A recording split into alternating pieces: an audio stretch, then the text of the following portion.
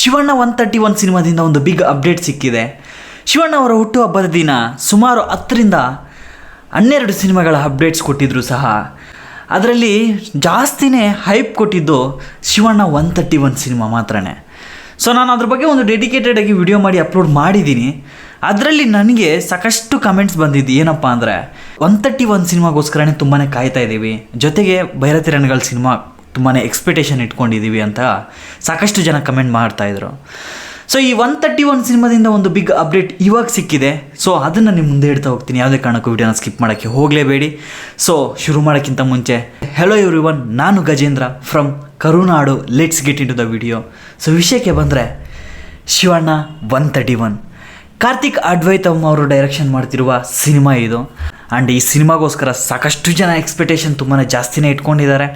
ಕಾರಣ ಏನು ಅಂದರೆ ಜಸ್ಟ್ ಆ ಲುಕ್ ಇದೆಯಲ್ಲ, ಅದು ವಿಂಟೇಜ್ ಲುಕ್ ಅಂತಲೇ ಹೇಳ್ಬೋದು. ಸೊ ಆ ಪೋಸ್ಟರ್ ಒಂದು ಹೈಪ್ ಕೊಟ್ಟು ಲಾಸ್ಟಲ್ಲಿ ಒಂದು ಪೋಸ್ಟರ್ ರಿಲೀಸ್ ಮಾಡಿದರು ಟೀಸರಲ್ಲಿ, ಅಂದರೆ ಹುಟ್ಟುಹಬ್ಬದ ದಿನ ಒಂದು ಟೀಸರ್ನ ಬಿಟ್ಟಿದ್ದರು.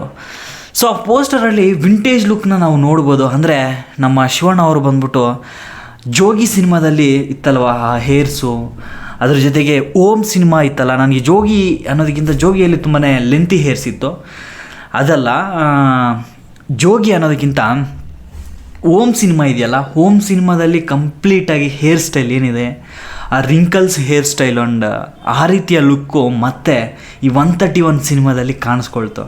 ಸಾಕಷ್ಟು ದಿನಗಳಿಂದ ಎಕ್ಸ್ಪೆಕ್ಟೇಷನ್ ಇತ್ತು, ಈ ರೀತಿಯ ಒಂದು ಹಳೆ ವಿಂಟೇಜ್ ಲುಕ್ಕಲ್ಲಿ ಒಂದು ಸಿನಿಮಾ ಬಂದರೆ ಯಾವ ರೀತಿ ಇರುತ್ತೆ ಅನ್ನೋದ್ರ ಬಗ್ಗೆ ಸಾಕಷ್ಟು ಜನಗಳು ಎಕ್ಸ್ಪೆಕ್ಟೇಷನ್ ತುಂಬಾ ಇಟ್ಕೊಂಡಿದ್ರು. ಸೊ ಅದಕ್ಕೆ 131 ಸಿನಿಮಾ ಅನ್ನೋದನ್ನ ಬಂದ್ಬಿಟ್ಟು ಅನೌನ್ಸ್ಮೆಂಟ್ ಮಾಡಿದ್ರು.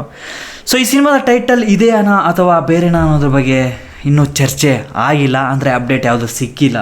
ಸದ್ಯಕ್ಕೆ ಸಿಗ್ತಾ ಇರೋ ಮಾಹಿತಿ ಇಷ್ಟೇ.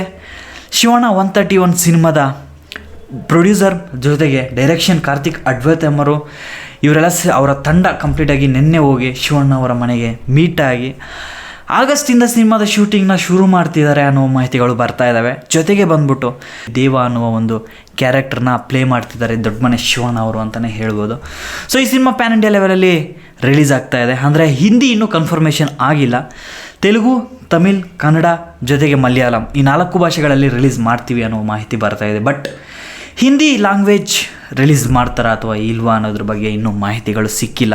ಆ್ಯಂಡ್ ಆಗಸ್ಟಲ್ಲಿ ಸಿನಿಮಾದ ಶೂಟಿಂಗ್ ಶುರು ಆಗ್ತಿದೆ. ಸದ್ಯಕ್ಕೆ ಉತ್ತರಾಖಂಡ ಸಿನಿಮಾದಲ್ಲಿ ಬ್ಯುಸಿ ಇದ್ದಾರೆ ಶಿವಣ್ಣ ಅವರು. ಅದ್ರ ಜೊತೆಗೆ ಭೈರತಿ ರಣಗಳ ಸಿನಿಮಾದ ಈ ಫ್ಯಾಚ್ ಆಫ್ ವರ್ಕ್ಸ್ನೆಲ್ಲ ಮುಗಿಸ್ಕೊತಾ ಇದ್ದಾರೆ. ಸೊ ಸೆಪ್ಟೆಂಬರಲ್ಲಿ ಭೈರತಿ ರಣಗಳ ಸಿನಿಮಾ ಅನ್ನೋದು ರಿಲೀಸ್ ಆಗ್ತಾ ಇದೆ.